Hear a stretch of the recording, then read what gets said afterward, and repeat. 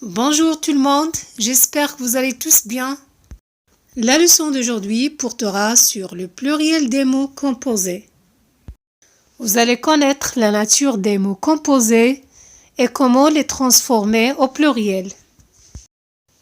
Définition.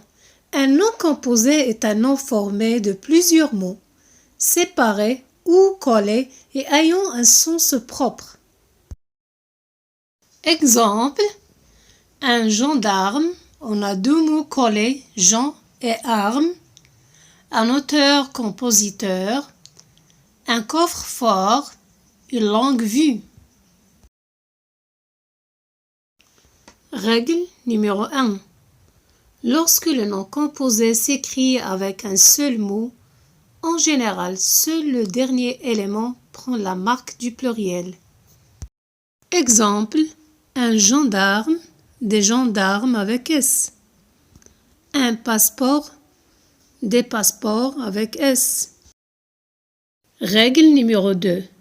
Dans un mot composé de plusieurs mots, seul le nom et l'adjectif se mettent au pluriel, quand le sens le permet.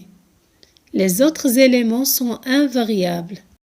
Ça veut dire, sauf les adjectifs et les noms s'accordent et prennent la marque du pluriel.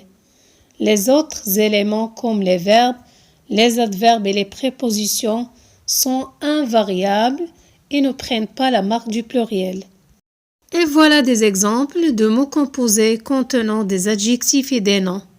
Un auteur-compositeur, des auteurs-compositeurs. Un bateau-mouche, des bateaux avec X, mouche avec S. Un coffre-fort, des coffres avec S, fort l'adjectif avec S. Attention, une petite remarque, le sens du dernier mot peut imposer le singulier au dernier mot du nom composé. Ça veut dire, parfois le sens du mot nous indique s'il s'agit d'un mot singulier au pluriel. Pour mieux comprendre, voilà des exemples. Une année-lumière. Des années-lumière. Au pluriel, le mot année prend un S et le mot lumière s'écrit au singulier sans S. Les années-lumière sont les années parcourues par la lumière. On ne va pas mettre le mot lumière ici au pluriel parce qu'en astronomie, on parle de la lumière en général qui traverse les années. Un autre exemple, un timbre-poste, des timbres-poste. Le mot poste ne prend pas la marque du pluriel, car il s'agit des timbres de la poste. On répète quelques exemples de mots composés contenant un adjectif plus un nom et les deux s'accordent. Un grand-père, des grands-pères. Un coffre-fort, des coffres-forts, et on a déjà vu le mot. Un pot pourri, des pots pourris. Avec l'exception, une grand-mère, des grands-mères, sauf le nom s'accorde et l'adjectif ici ne s'accorde pas. C'est une exception. D'autres exemples de mots composés et cette fois avec deux mots composés de la même nature. Un adjectif plus un autre adjectif et les deux bien sûr s'accordent. Un clair-obscur, des clairs-obscurs. Le dernier né, les derniers nés. Un sourd-muet, des sourds-muets. D'autres exemples de mots composés et cette fois on a un mot composé de deux noms reliés par une préposition. Et seulement le premier mot dans ce cas qui s'accorde. Regardez le premier exemple, une pomme de terre. On a deux noms, une pomme et terre, reliés par la préposition de. Au pluriel, des pommes de terre. Le premier mot pomme a pris la marque du pluriel, le S, et le deuxième mot est au singulier. La même chose pour les autres exemples, un verre à soie, des verres à soie. Un ver de terre, des vers de terre. Alors, quand on a deux noms reliés par une préposition, on accorde seulement le premier nom. Un autre exemple, un nom composé contenant un verbe plus un nom. Dans ce cas, seul le nom s'accorde et prend la marque du pluriel. Le verbe ne s'accorde jamais.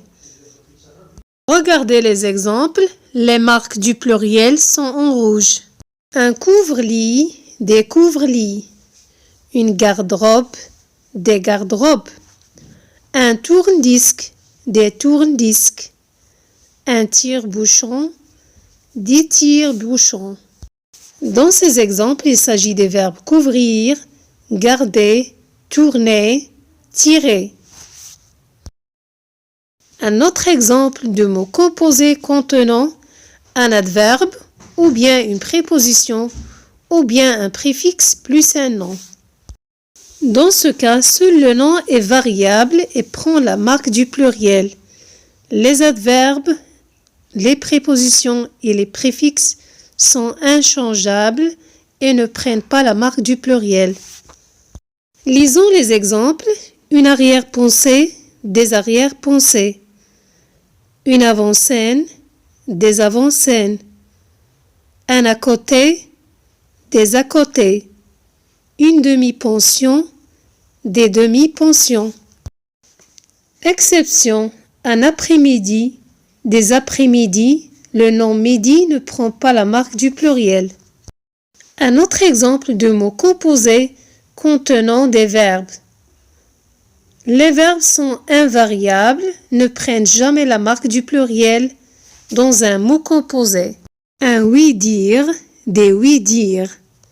Un savoir-faire, des savoir-faire. Un va-et-vient, des va-et-vient. Un laisser-passer, des laisser-passer. Règle numéro 3. Quand le premier élément se termine par O, il est invariant. Ça veut dire qu'il ne change pas et qu'il ne prend pas la marque du pluriel. Exemple, un anglo-saxon, des anglo-saxons. Un micro-ordinateur, des micro-ordinateurs. Les noms anglo et micro ne prennent pas la marque du pluriel car ils se terminent par O. C'est la fin de la leçon d'aujourd'hui. Bon courage et bonne chance!